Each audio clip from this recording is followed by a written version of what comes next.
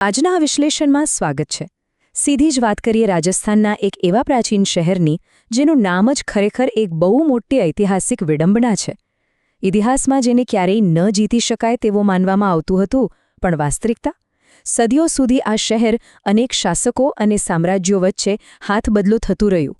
જી હા, આપણે વાત કરી રહ્યા છીએ અજમેરની. તેના સમૃદ્ધ ઇતિહાસ, ભૌગોલિક રચના અને ધાર્મિક મહત્વએ તેને એક અલગ જ ઓળખ આપી છે. તો આ શહેર ખરેખર અસ્તિત્વમાં કેવી રીતે આવ્યું અને તેના આ ભારેખમ નામ પાછળનો અસલી અર્થ શું છે? તો ચાલો આની થોડી વિગતે વાત કરીએ. અજમેરનું મૂળ નામ હતું અજયમેરુ. ભાષાકીય રીતે જોઈએ તો આ નામ બે સંસ્કૃત શબ્દોથી બનેલું છે. પહેલો શબ્દ છે અજય, એટલે કે જેને કોઈ હરાવી ના શકે, બિલકુલ અજય. અને બીજો શબ્દ છે મેરુ, એટલે કે પર્વત. આખરે અર્થ થયો અજય પર્વત. હવે જ્યારે આપણે આ શહેરની આસપાસની ટેકરીઓ અને ભૌગોલિક રચના પર નજર કરીએ છીએ, ત્યારે તરત જ સમજાઈ જાય છે કે પ્રાચીન સમયમાં આવું નામ કેમ રખાયું હશે. આ પહાડી વિસ્તાર સુરક્ષા માટે એટલો મજબૂત હતો કે કોઈપણ દુશ્મન માટે તેને ભેદવો લોઢાના ચણા ચાવવા સમાન હતો.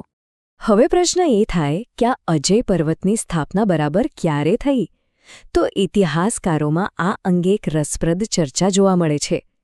એક વર્ગ અને સંશોધકોનું માનવું છે કે પ્રારંભિક ચૌહાણ વંશના શાસકોએ છેક 7મી સદીમાં જ આ શહેરનો પાયો નાખી દીધો હતો.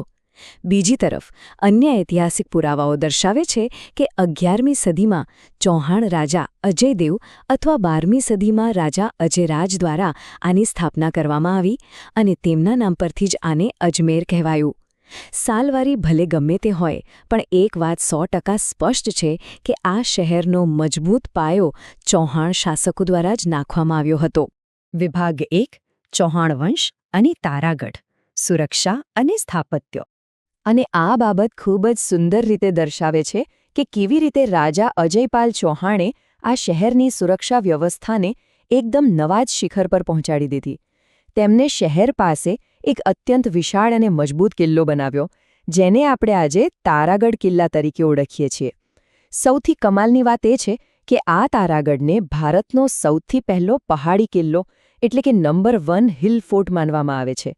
પહાડની ઊંચાઈ પરથી દુશ્મનો પર નજર રાખવાની આ રણનીતિ તે સમયે કેટલી જબરદસ્ત અને અદ્યતન હશે એનો અંદાજ આ કિલ્લાને જોઈને જ આવી જાય છે.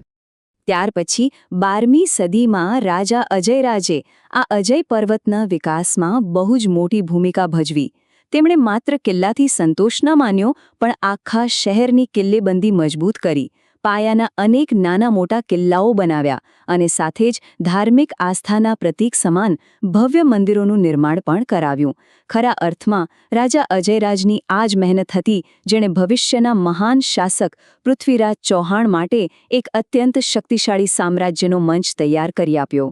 વિભાગ 2: સત્તાનું પરિવર્તન, સામ્રાજ્યોનો ઘટનાક્રમ. તો ચાલો આગળ વધીએ અને જોઈએ કે આ ઘટનાક્રમ કેવી રીતે આકાર લે છે. ચૌહાણોના મજબૂત શાસન પછી આ અજેય પહાડી કિલ્લો વારંવાર માલિકો બદલતો રહ્યો.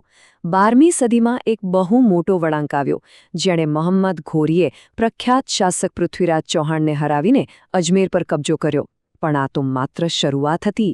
વર્ષ 1556માં મુઘલ સમ્રાટ અકબરે આ શહેરને પોતાના વિશાળ સામ્રાજ્યમાં જોડી દીધું.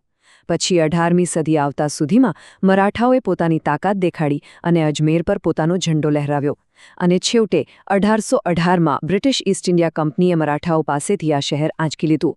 આખી આ સમયરેખા જુઓ, ખરેખર કેવો મોટો વિરોધાભાસ છે. નામ હતું અજેય પર્વત, પણ તે વારંવાર નવા શાસકોના હાથમાં જતું રહ્યું.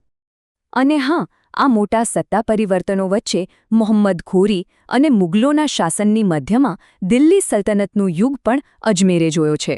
આ સમયગાળામાં પહેલા ખિલજી વંશ, પછી તુગલક વંશ અને છેલ્લે લોદી વંશના શાસકોએ પણ વારાફરતી અજમેર પર રાજ કર્યું. આ સતત બદલાતી ખુરશીઓ એ વાતની સાબિતી આપે છે કે રાજકીય અને લશ્કરી દ્રષ્ટિએ અજમેર પર નિયંત્રણ રાખવું એ સમયના દરેક મોટા સામ્રાજ્ય માટે કેટલું અગત્યનું હતું.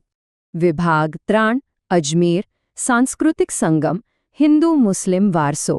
હવે આ યુદ્ધો અને રાજકીય કાવાદાવાઓને થોડીવાર માટે બાજુ પર રાખીએ અને શહેરના આત્મા વિશે વાત કરીએ. અજમેર માત્ર કિલ્લાઓ કે તલવારો પૂરતું સીમિત નહોતું.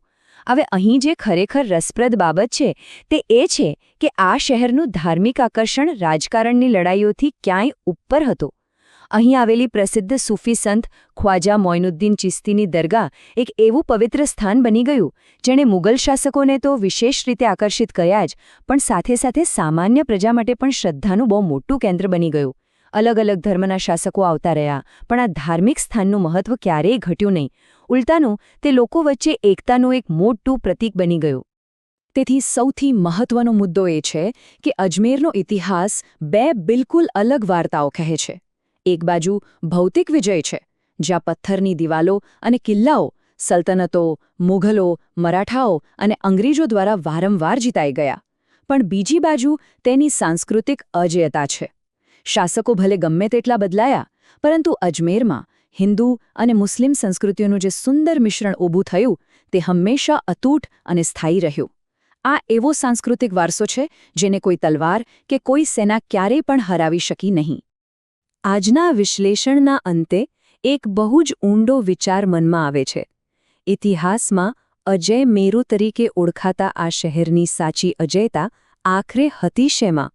શું એ તેના પથ્થરોથી બનેલા મજબૂત પહાડી કિલ્લાઓમાં હતી, જે ઘણીવાર દુશ્મનો સામે ઝૂકી ગયા હતા? કે પછી સદીઓના રાજકીય તોફાનો અને યુદ્ધોની વચ્ચે પણ અલગ અલગ સંસ્કૃતિઓ અને આસ્થાઓને પોતાનામાં સમાવી લેવાની તેની અદ્ભુત ક્ષમતામાં છુપાયેલી હતી? આ ઐતિહાસિક સફર ચોક્કસ આપણને વિચારવા મજબૂર કરે છે કે કોઈ પણ શહેરની સાચી ઓળખ તેના શાસકોથી નહીં, પણ તેમાં વસતા લોકો અને તેમની અતૂટ સંસ્કૃતિથી બને છે.